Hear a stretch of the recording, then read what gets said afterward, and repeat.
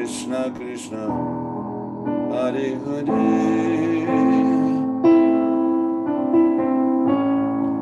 Hare Rama Hare Rama Rama Rama Hare Hare.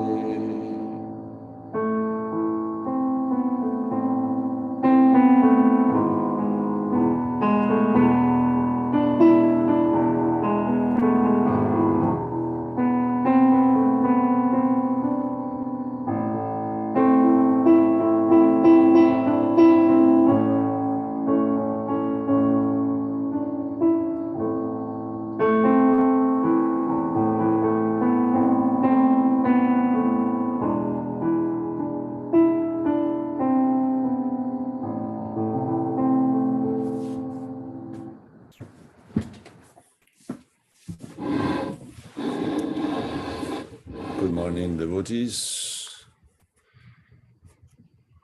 and Prabhus. We're reading from the Srimad Bhagavatam today,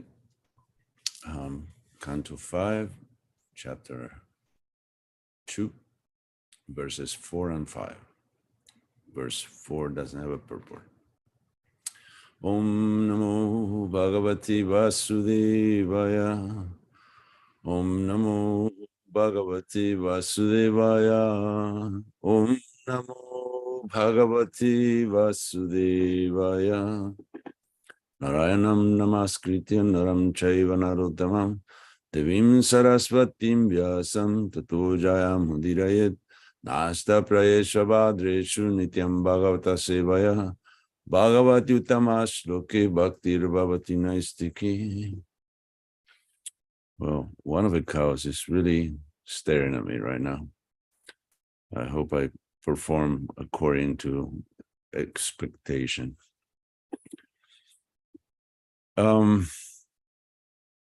So let's get into the verse. These verses, I'm not exactly sure what the meter is, so I'm gonna just recite them straight on. Sachatada Shramopavanam Atiramaniyam Vividani Vidavita Pivitapa Nikara Samshlista Puratarata Stala Vihangama Mitunai Prachamana Shrutibi Pratibodhyamana Salila Kukuta Karandava Kalaham Sadibir Vichitram Upakujitamala Jalashaya Kamala Karam Upabrahma. Synonyms: Sa, she, Purvachiti; Cha, also; Tat, of Maharaj Agnidra; Ashrama, of the place of meditation; Upavanam, the park; Ati, very; Ramaniyam, beautiful; Vividha, varieties of; Nibida, dense; Vitapi, trees; Vitapa, of branches and twigs; Nikara, masses; Samshlista, attached; Purata, golden; Lata, with creepers; Arudha, going high; Stala, Vihangama, of land birds; Mitunai, with pairs; Prachamana, vibrating; Shrutibi, pleasing sounds; Pratibodhyamana, responding; Salila Kukuta, waterfowl; Karandava, ducks; Kalahamsa, with various kinds of swans; Adibi, and so on; Vichitram, variegated; Upakujita, resounding with the vibration; Amala, clear; Jala Ashaya, in the lake; Kamala Akaram, the source of lotus flowers; Upava Brahma, began to walk in. Translation by Srila Prabhupada. The Apsara, sent by Lord Brahma, began strolling in a beautiful park near the place where the king was meditating and worshipping. The park was beautiful because of its dense green foliage and golden creepers. There were pairs of varied birds, such as peacocks, and in a lake there were ducks and swans, all vibrating very sweet sounds. Thus the park was magnificently beautiful because of the foliage, the clear water, the lotus flowers, and the sweet singing of various kinds of birds. Next verse. Tasya sulalita gamana pada vinyasa gati vilasayash chanupadam kana kanayamana ruchira charana bharana swanam upakarnya naradeva kumara samadhi yogana milita nayana nalina mukula yugalam ishad vikachaya vyachasta. Tasya of hair, Purvachiti, Sulalita in a very beautiful, Gamana movements, Paravinyasa, with styles of walking, Gati in the progression, Vilasaya, whose pastime, Cha also, Anupadam with every step, Kanayamana, making a tinkling sound, Ruchira, very pleasing, Charana Abharana, of the ornaments on the feet, Swanam, the sound, Upakarnya, hearing, Naradeva Kumara, the prince, Samadhi, in ecstasy, Yogena, by controlling the senses, Amilita, half open, Nayana, eyes, Nalina, of lotus, Mukula, buds, Yugalam, like a pear, is sight, slightly, Vichaya, Vikachaya, opening, Vyachasta, so, translation and preparation of Prabhupada. As Purvachiti passed by on the road in a very beautiful style and mood of her own, the pleasing ornaments on her ankles tinkled with her every step.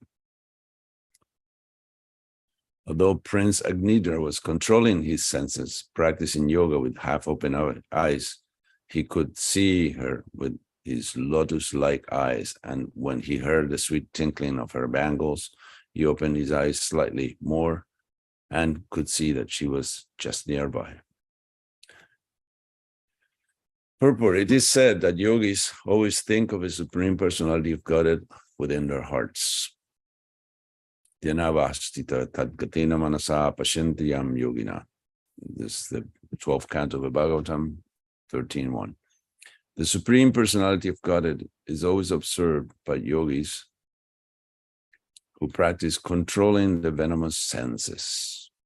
As recommended in Bhagavad Gita, yogis should practice sampreksha nasikagram, keeping their eyes half open.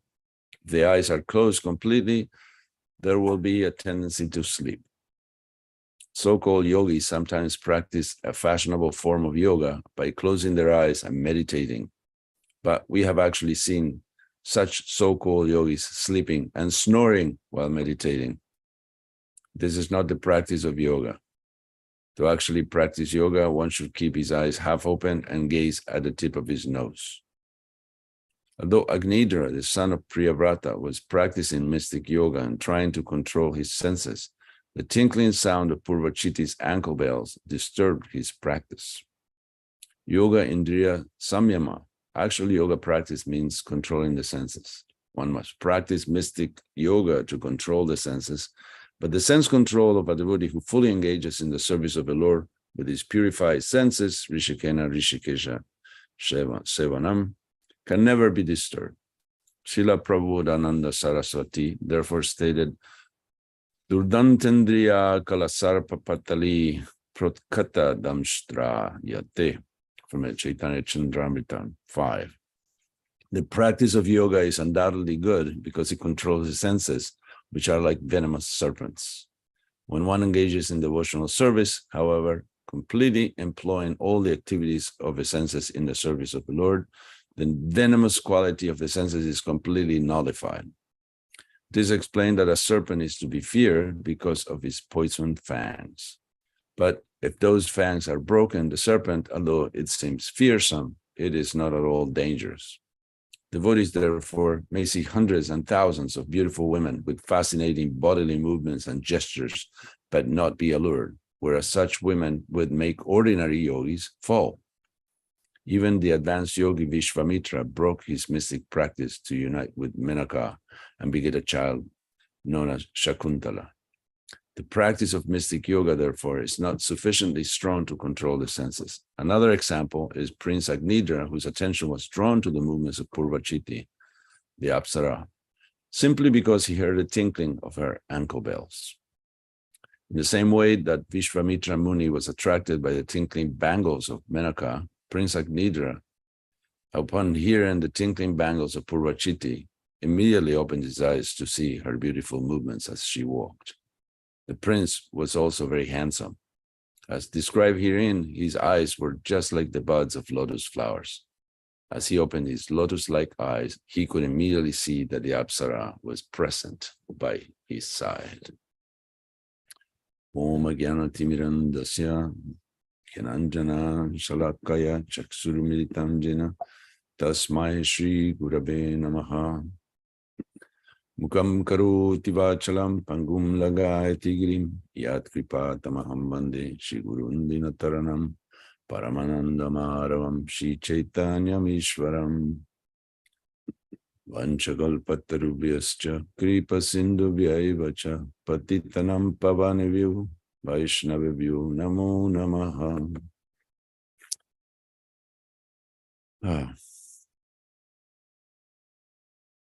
Okay, so there is a similar story.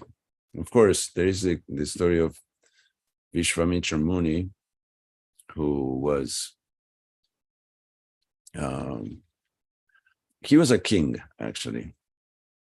He was not a Brahman by birth, but he changed his behavior when he saw Vasishtha Muni. So his name was Kaushika. He was a king, and he went by the ashram of Vasishtha Muni. And Vasishtha Muni had a cow, a Kamadhenva, actually a spiritual world cow, and will give him whatever he wanted. So it's not Vasishtha needed much. His place was modest. He just needed some ghee for an offering, or needed some wood, or needed some vegetables, or anything like that. And the cow will give that. So the king, Kaushika, became, I guess, not exactly sure, this I haven't read anywhere this, but must have been within his kingdom that Vasishtha Muni had his ashram. So the king, everything within the kingdom of the king is as a king's property, more or less. And he wanted the cow, and Vasishtha said, well, cow is not mine. Cow belongs to the devas, to the demigods. And so he attacked Vasishtha basically with his entourage. He tried to take the cow. But Vasishtha, there are different ways that this story is told, that, he pronounces syllable Om, and a bunch of soldiers just appear, much more fearful than the soldiers of King Kaushika, and defeated the soldiers. They ended up bound, and like immediately. So when Vishwamitra, Kaushika, he saw this, he said, oh, well, it is obvious that the power is in the Brahmins, it's not in the Kshatriya. So I'm done with this Kshatriya business, and I will become a Brahmin. So he tried, but in the process, of course, Indra shows up because he thought Vishwamitra was about to take over. He was practicing great austerities. He stopped eating and practically breathing.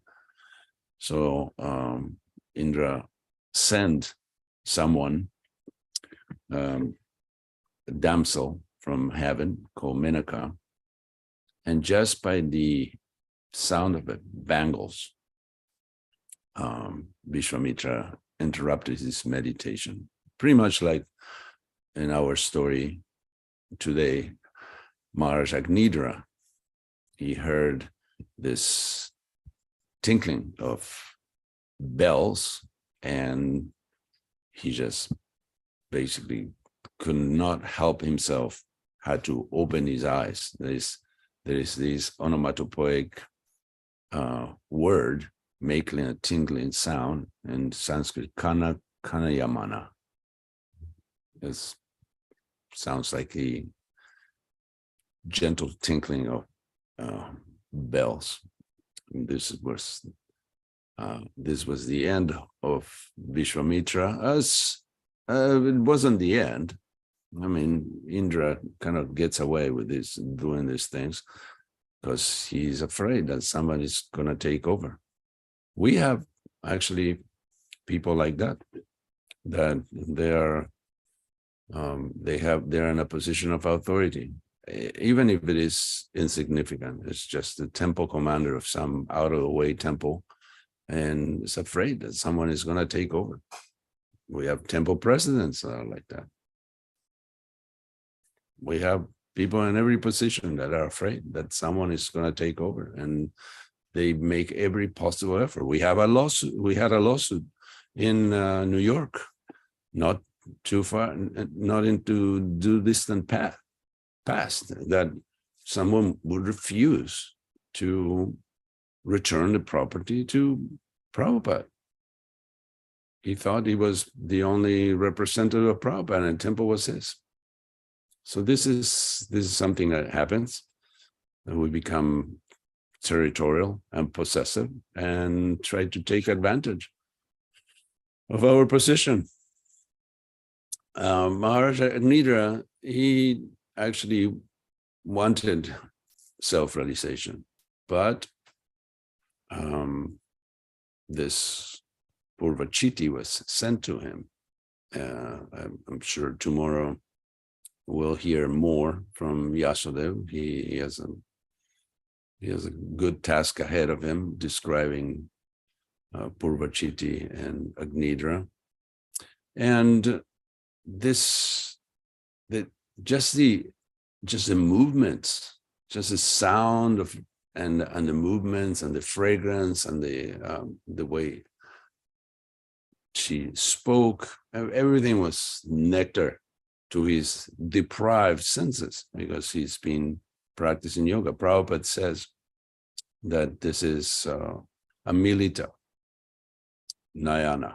So this is half open eyes. Yes, it is a fact that people close their eyes and try to meditate, but this only is a sleep inducer.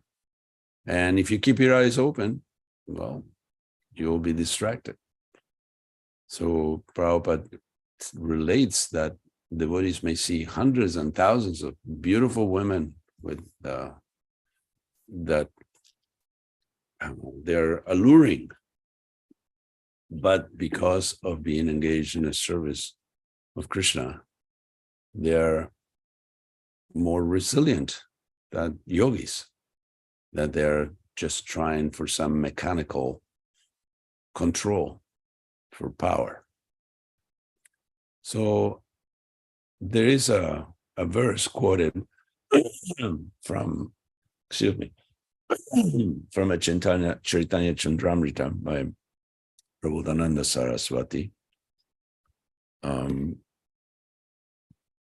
So this is the verse is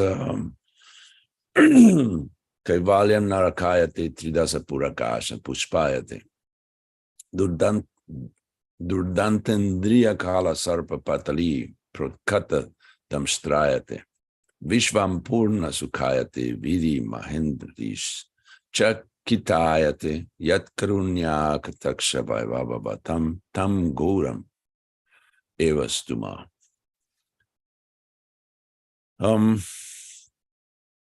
The word sarpa patali, this is about a serpent. Its fangs are no longer intact, so it cannot inject the poison.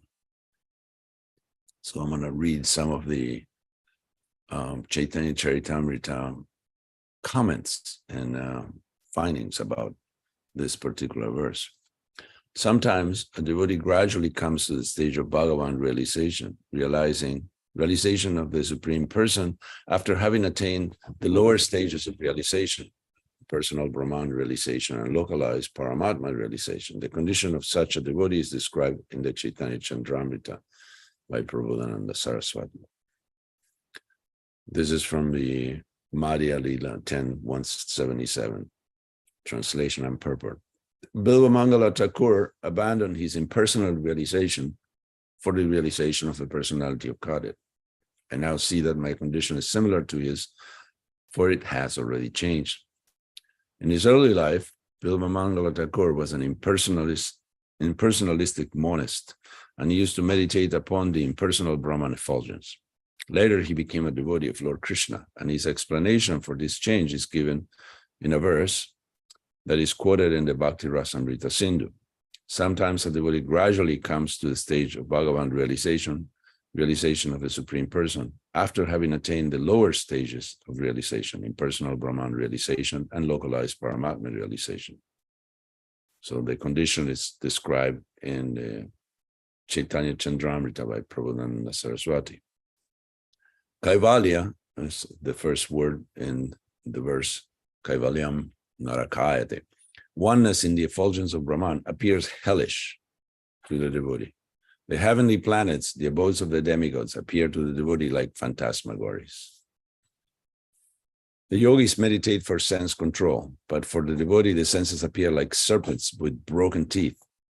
The devotee doesn't have to control his senses, for his senses are already engaged in the Lord's service. Consequently, there is no possibility that the senses will act as serpents.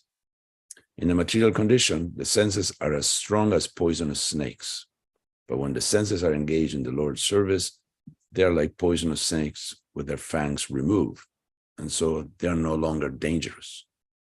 The entire world is a replica of Vaikuntha for the devotee because he has no anxiety. He sees that everything belongs to Krishna, and he does not want to enjoy anything for himself. He does not even aspire for the position of Lord Brahma or Indra. He simply wants to engage everything in the service of the Lord. Therefore, he has no problem. He stands in his original constitutional position. All this is possible when one receives Sri Chaitanya Mahaprabhu's merciful glance. And there are more verses in the Chaitanya Chandramrita illustrating the same principle.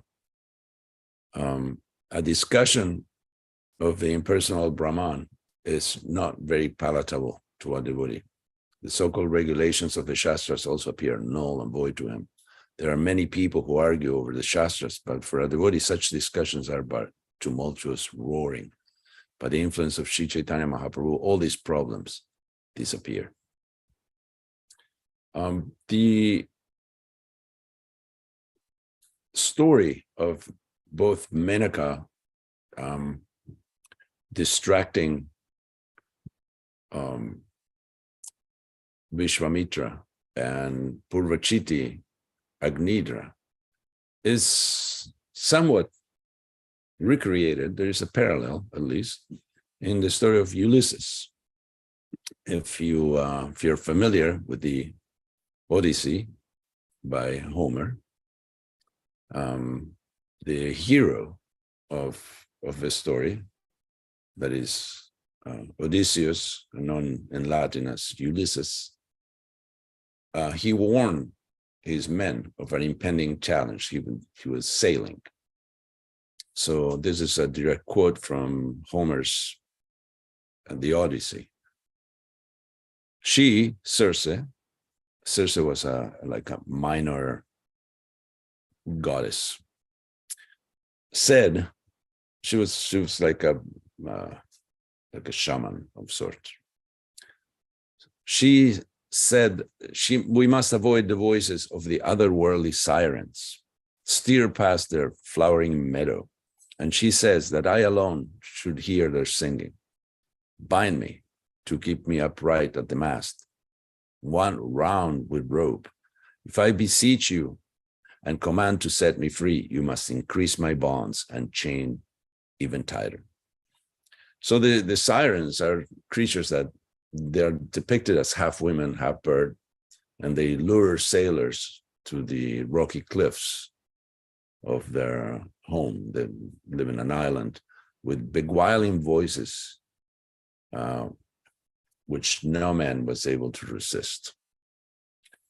He took 10 years to get back home to Ithaca from the Trojan Wars, where his wife, Penelope, was,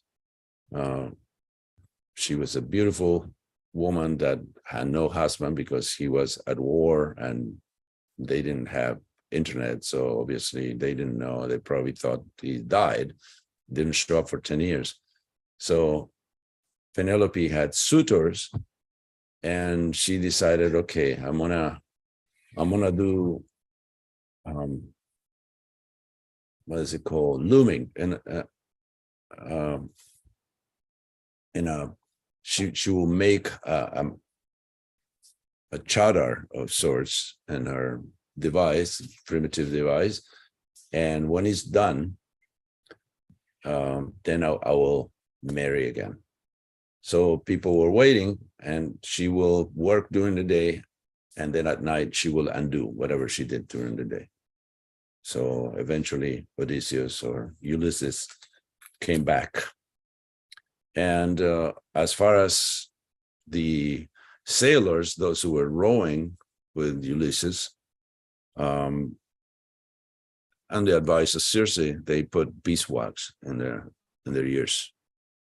And this song of the sirens reminds me of it, sound of it, tinkle bells, the tinkling of the bangles and the ankle bells of the two women that are depicted in the Bhagavatam. Another thing that Srila Prabhupada does is he immediately quotes Yanavashita Tadgatina Manasa Pashyanti Yat Yogina. This is from a 12th canto. So the verse goes, Sutta Goswami said, and to that personality whom Brahma, Varuna, Indra, Rudra, and the Maruts praise by chanting transcendental hymns and reciting the Vedas with all their corollaries, Parakramas, and Upanishads, to whom the chanters of the Samaveda always sing, whom the perfected yogis see within their minds after fixing themselves in trance and absorbing themselves within him, and whose limit can never be found by any demigod or demon, and to that supreme personality of Godhead, I offer my humble obeisances. Thus spoken by Sutta Goswami.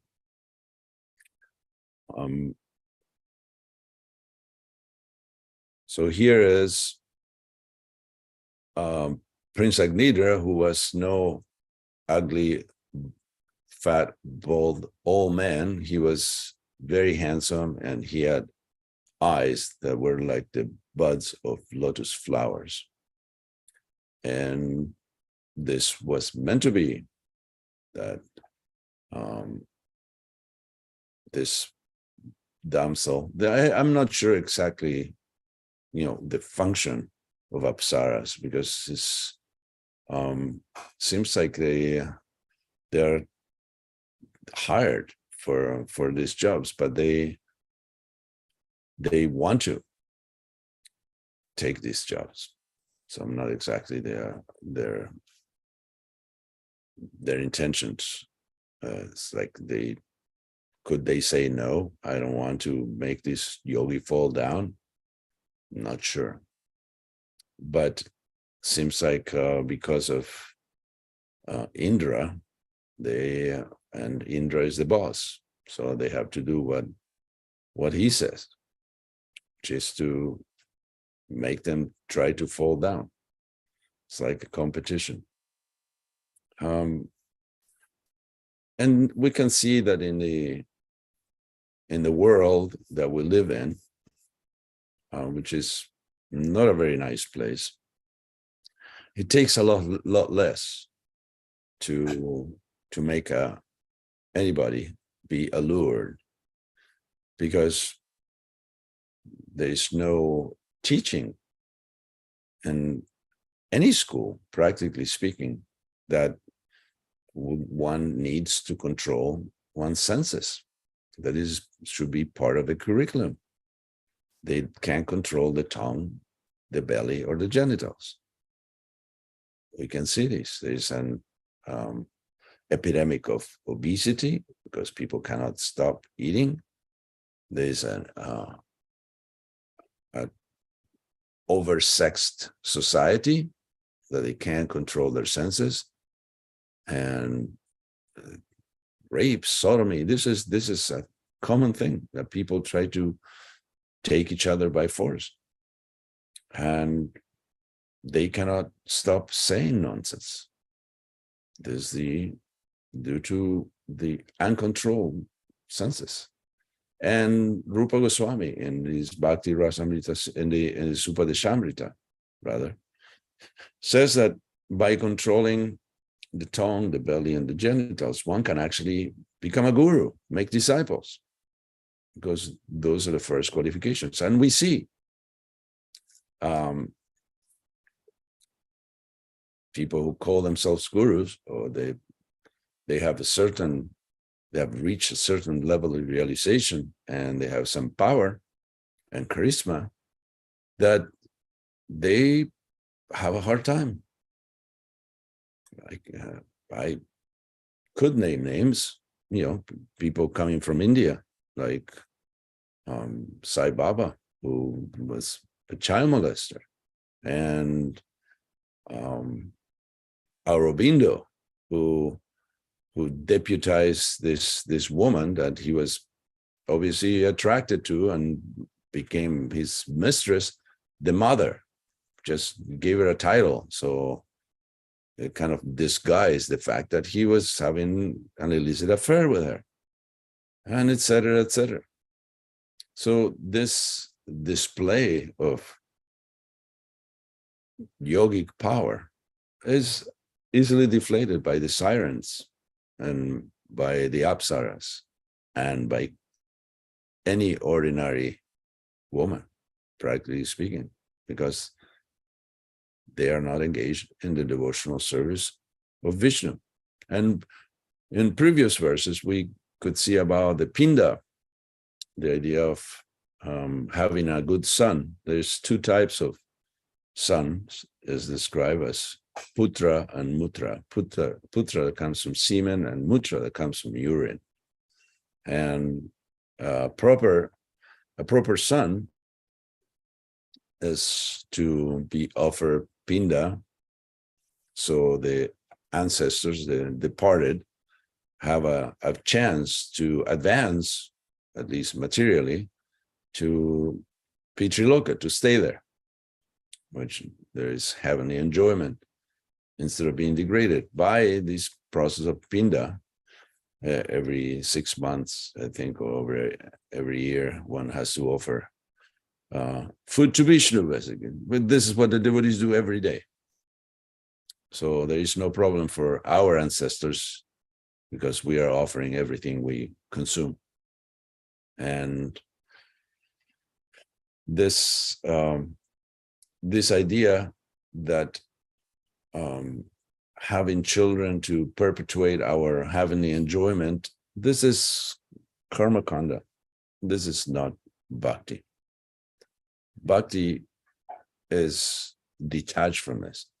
Matter of fact, the definition of religion, that was a question from Maharaj Parikshit to Sukadeva Goswami. What is religion? What is dharma? And Sukadeva Goswami says, Savai pumsam paro dharmo yato bhaktira dokshaje ahaituki apratihata yayatma suprasidati. Nothing can fulfill the soul like devotional service that is uninterrupted and unmotivated. So as long as there is a motivation, just like we know that expectations that one may have from someone else to fulfill one's fantasies, they will be ending in disappointment.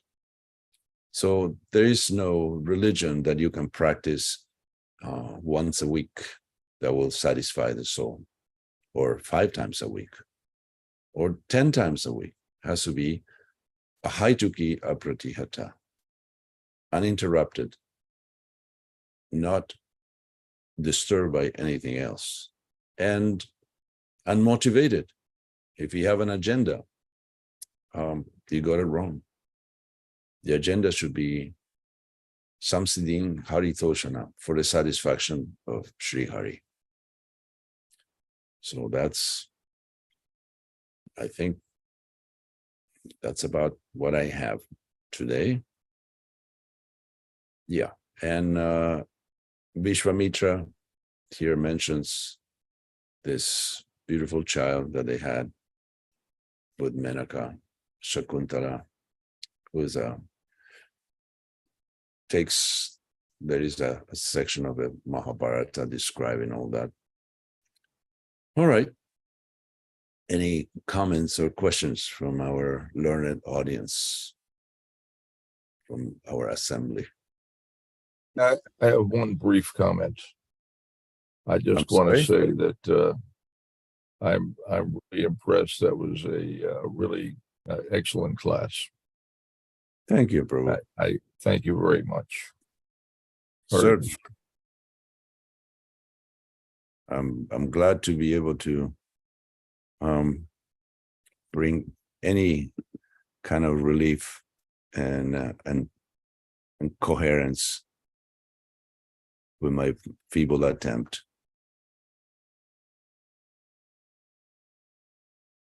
Anybody else would like to add anything?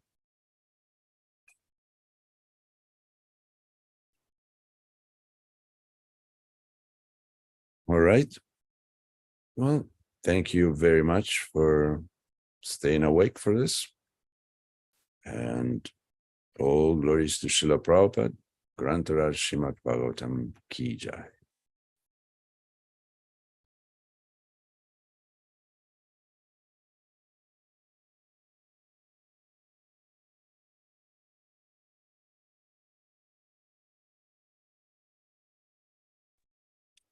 Hare Krishna. Sorry, I couldn't find the mute button on my phone. Are you still there, Prabhu? I happen to be, yes. Yeah, just a quick question on this. Is there anything in history that says the opposite, where Matajis are meditating and a man is coming to distract Mataji meditating? Is there anything in history like that?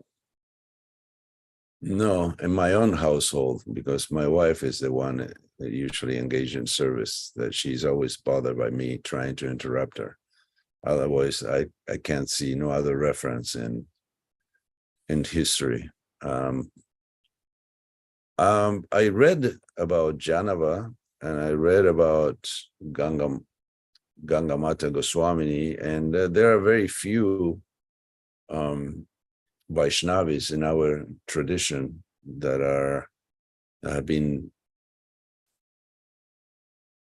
put in any of these situations. And no, I haven't heard it. But there is plenty of examples of yoginis, but I haven't seen any. I think that the power of allurement is exclusive to women. I don't think that women are that distracted by men as men are by women. That's my conclusion. Thank you, Prabhu. That was pretty powerful. Just to add some context, it is an apsara, it is a dancing girl, not to say all women are like that distract men.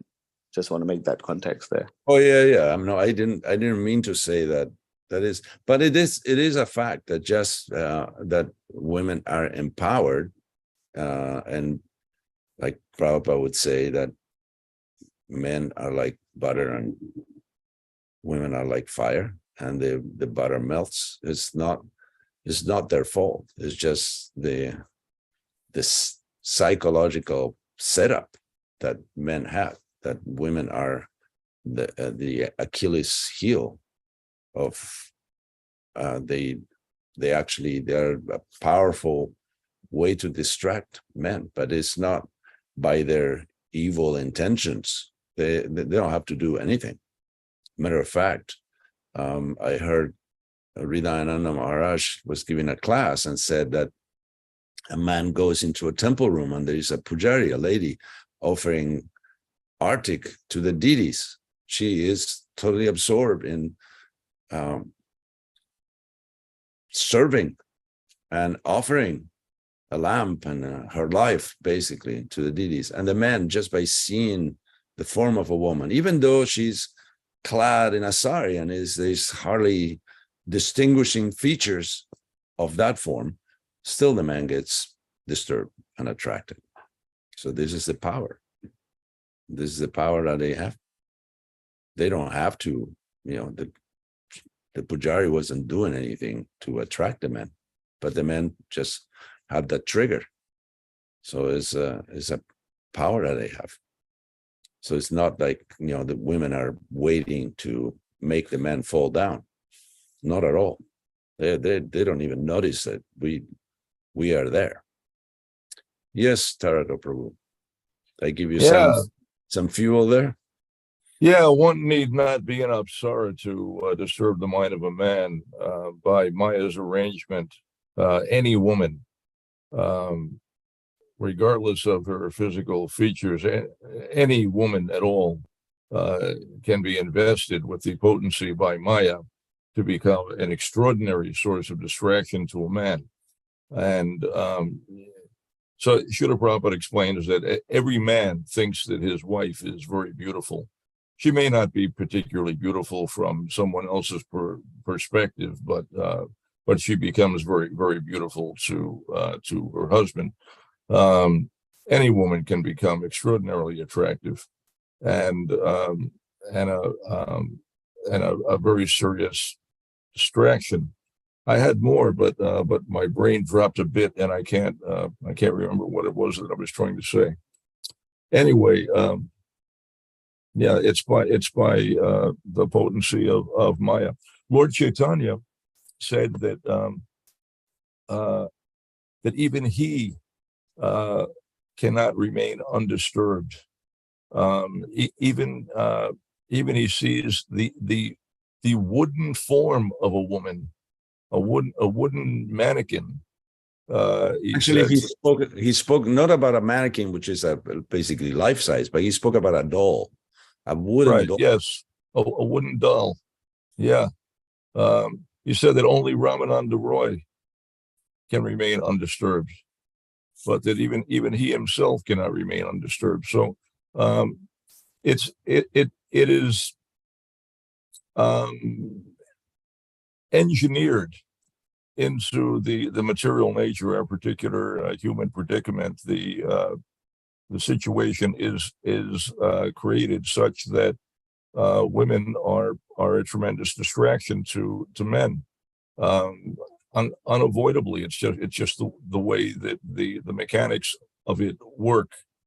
And as you say, it's not the fault of the women, but this is the way it's engineered. In other species, it may be different, but different species work in various ways. Amongst birds, it's the males that are the attractors. They'll have the very gorgeous plumage. They'll be more colorful. The females are attracted to the males. In the human species, it's the other way around. The women are endowed with the attractive features, and the men are attracted to the females. It's just the nature of the particular species. So it's what can be said, that that's what we have to deal with.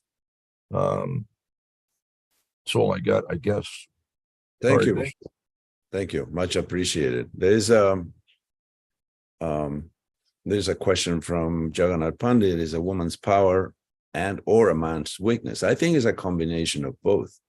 This is that these women, they don't even know how much damage they can make.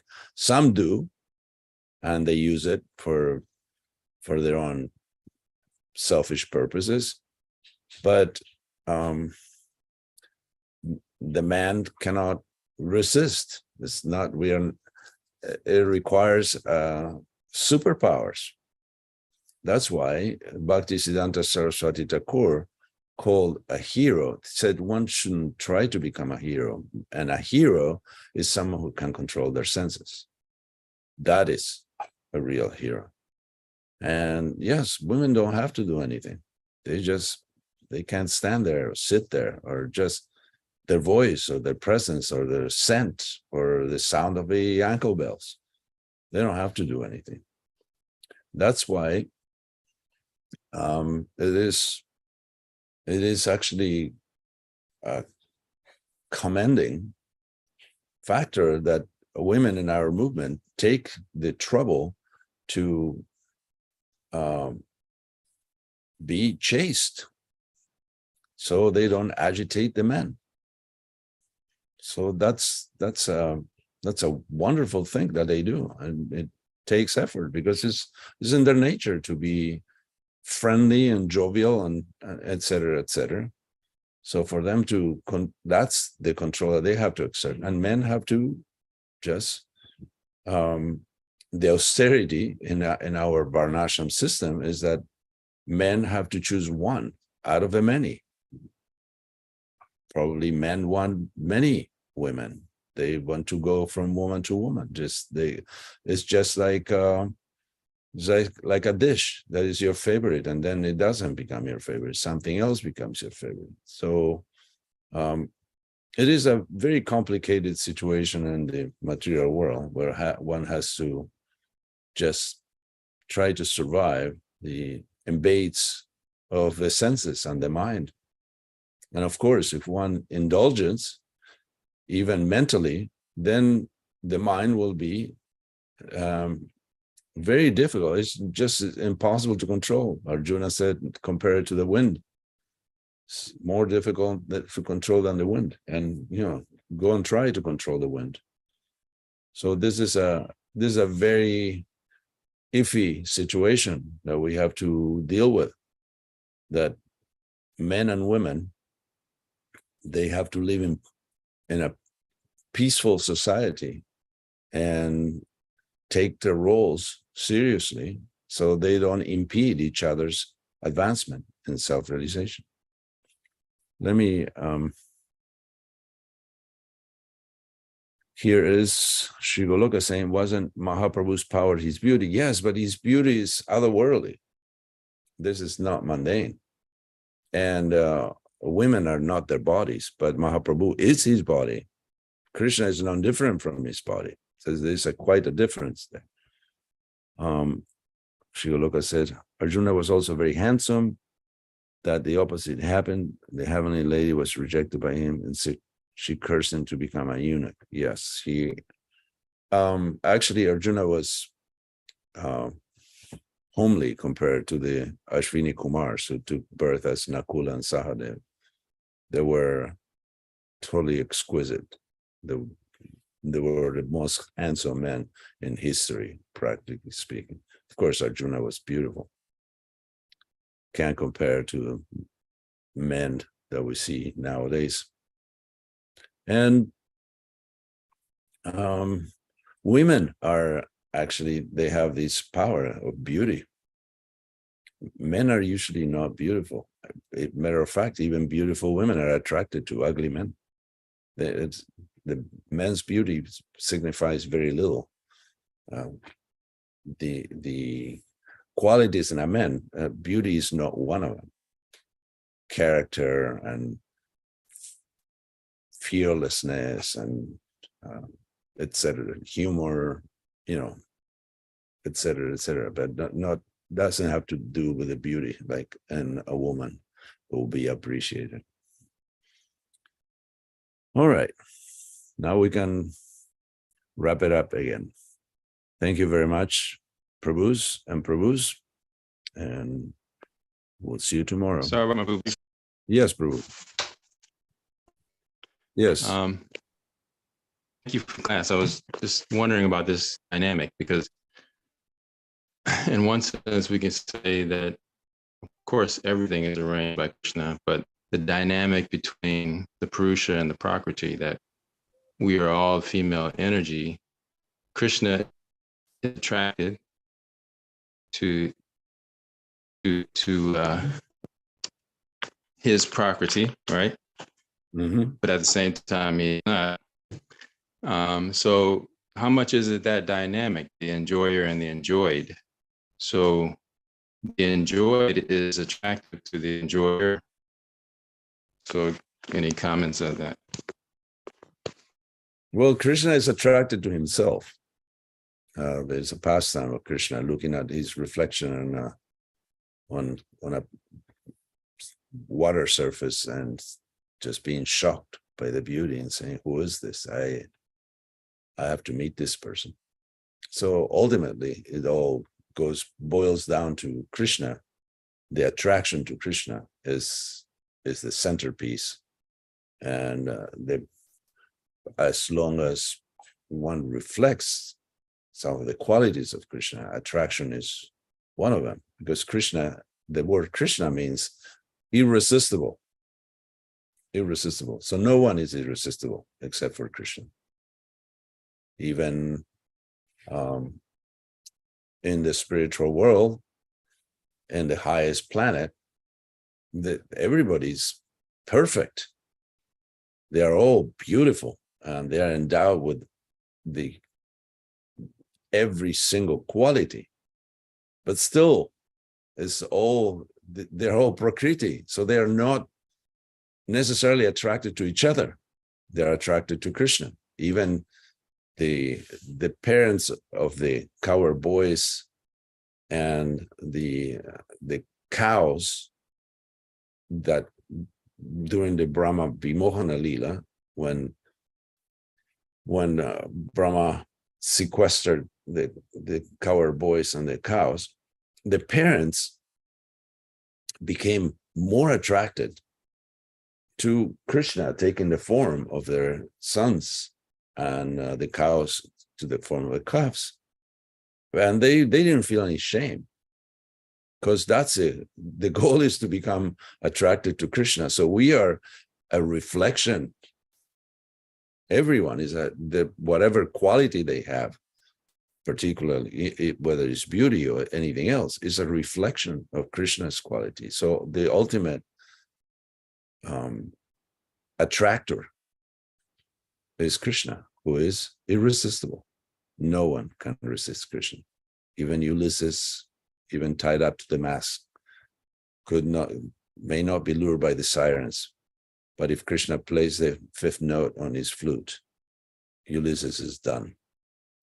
And we are actually hoping to be captured by Madana Mohan Mohini, who is the attractor of Cupid, who seems to capture everyone's heart, but Krishna takes it all. And there it is, right on time, showing up on the altar, Shishi Radhamodar, the irresistible supreme personality of Godhead. All right. Another question by Sri Goloka. Can we say constitutionally we are the Prakriti, and bodily wise there are degrees of us being Purusha in illusion? Oh yeah, we can take any role. The casting is open. You can actually choose whatever false position you want to be in. But ultimately, we're nothing but servants of the servants of the servants of the servant.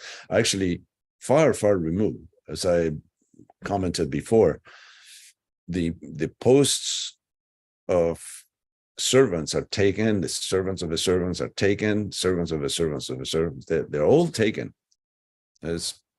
There's no positions available. It's very, very far removed, many times over servant of a servant of a servant of a servant. And those are just as desirable, because everybody's trying to help everybody else. So the more downtrodden and removed you are, the more help you will get. Okay, I think we should end now. Thank you. Hare Krishna.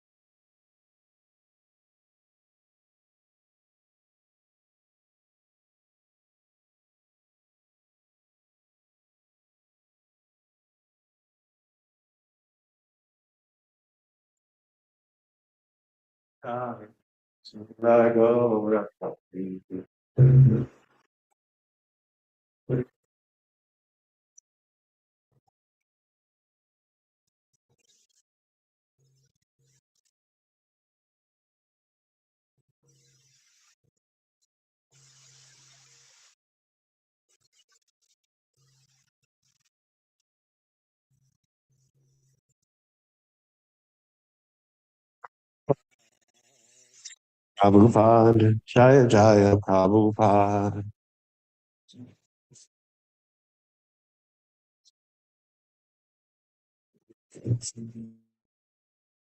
Jaya Jaya Prabhupada. Prabhupada.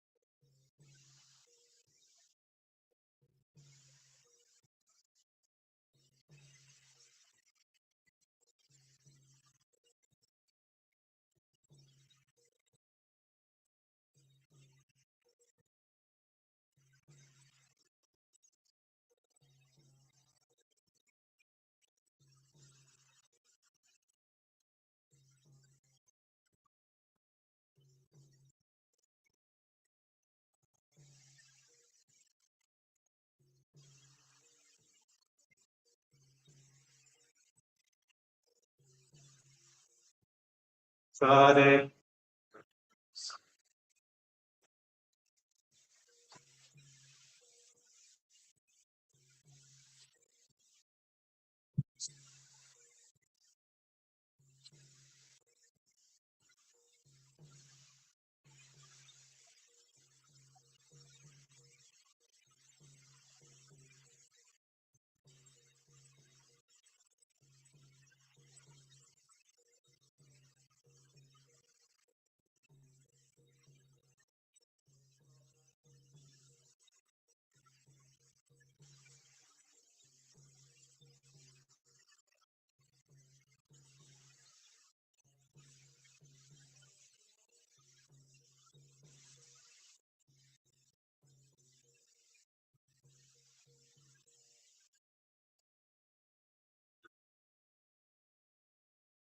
Shri Guru Karuna Sindhu Adhamadranara Bandhu.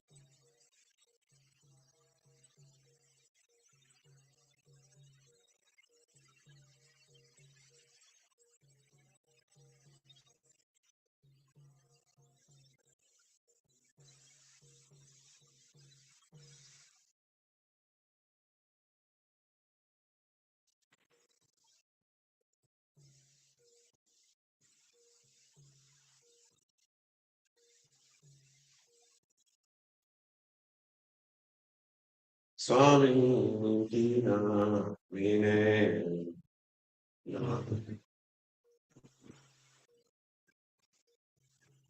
Krishna Prestaya Tale, the peacock figure. What's today? What? What is today? Hmm? Is it the first of today? Yeah.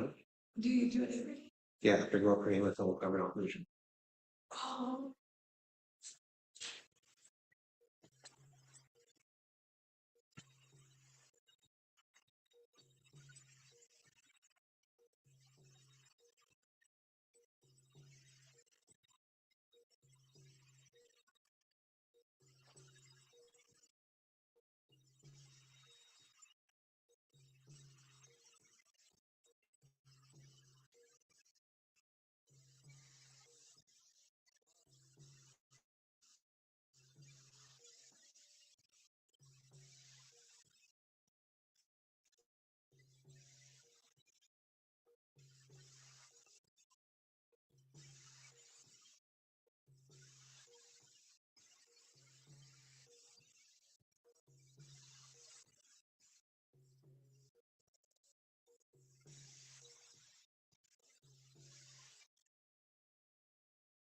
Jaya Shri Krishna Prabhu Nanda Shri Advaita Gaurava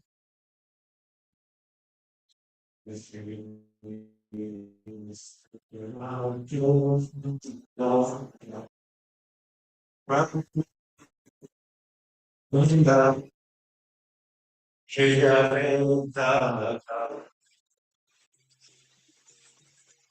Gaurava Hare Krishna Krishna Krishna Hare Hare Rama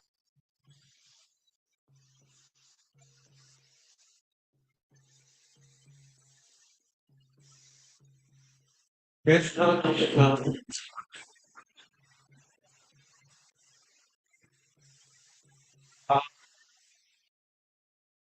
Rama Rama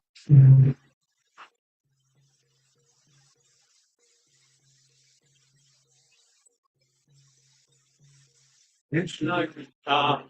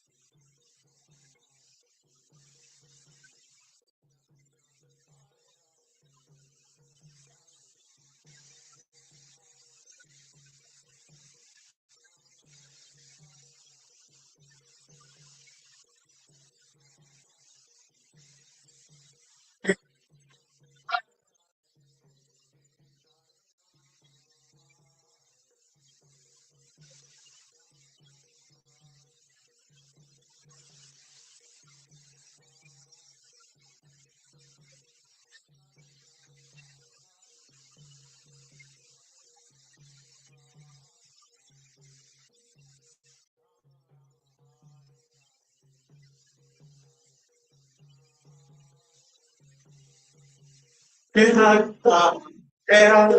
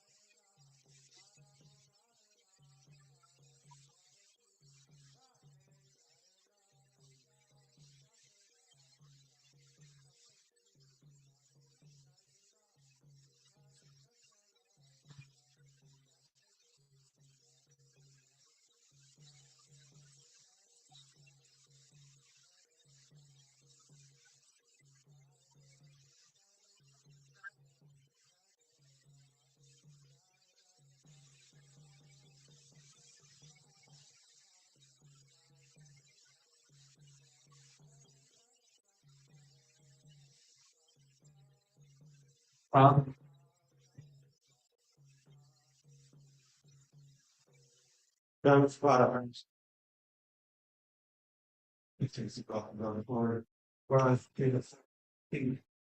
that's kind of other try to for my key drive. The product, it was a very charge and shot to see my box. Was there, so I goes one more for a pot. Key drive. No, I'm gonna try to show us for a key drive. I'm saying, hush, condition shits on your balloons and all that. Jay Baker got the hush, and they go about the key drive. She rock fish, the go to go out of you go down key drives. Jay down key drive, one for down key drive, go my key drive, one of my key drive, Bhakti David key drive. To us, David key drive, I don't know higher on the computer. Probably talk with the key drive. Need to go for the go. Always still to body is Harikish. Always still to body is Harikish. Always still to body is Harikish. Always trigger around all shit.